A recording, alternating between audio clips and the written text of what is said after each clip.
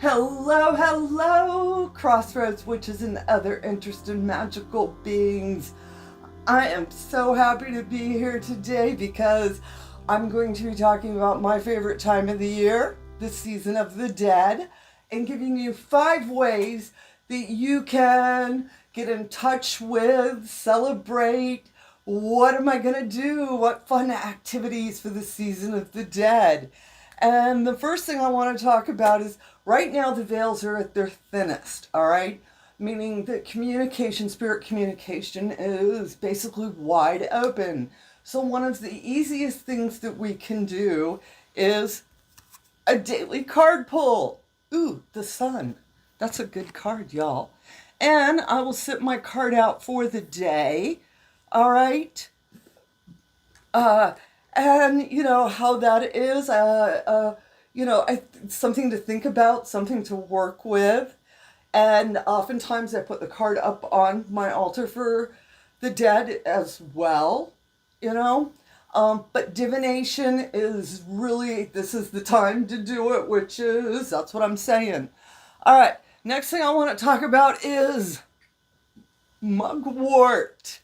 Obviously, tea time. You can drink mugwort tea, make sure medical. You can burn mugwort, and you can make little sachets and sleep with it.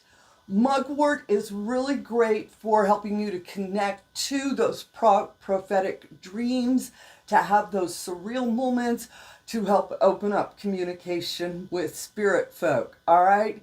So a little mugwort, and of course if you're burning it, ventilate, please, all right? If you want to sleep with it, simply make a little satchel, fill it up with mugwort, put it in your pillowcase, sleep with it, and see how your dreams go. Ooh!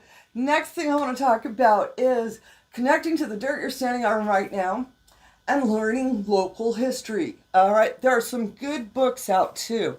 There's a series of books, and a lot of times you can get them at like the CVS, Rite Aids, Walgreens, and they're the cemetery local history books. This is the one, Cemeteries of San Diego, and this is the New Orleans cemeteries. I actually have several of these little books. A lot of times I also find when I go to the local museum, they will have these wonderful little books that have different stories, local stories, local legends, tell you about the people that were on the dirt before you.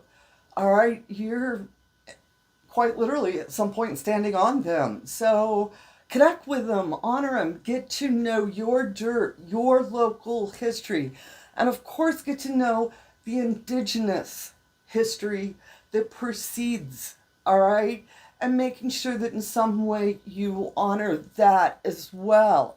Another thing I'm going to tell you, of course, is go put some flowers on the graves. If you've got a pretty grave, cemetery graveyard close by, nearby, go get you some flowers and go put some flowers on the graves. Go to whichever graves you're compelled to. Don't overthink it, is my advice on that.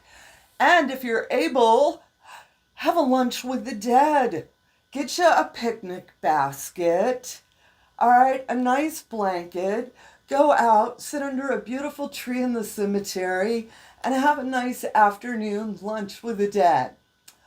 I hope these all inspire you for this year's season. Please remember, every year is different on how you're tuning in.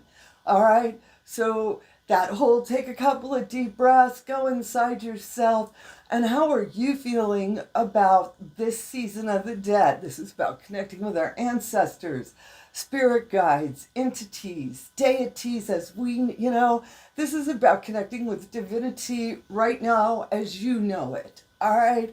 So may your season of the dead be bright and merry. And of course, I want to hear your comments below. What are some of your activities that are going on? And with that said, get out there, fly those brooms, be magical, and as always, amen, blessed be, ashe, and H.o.W.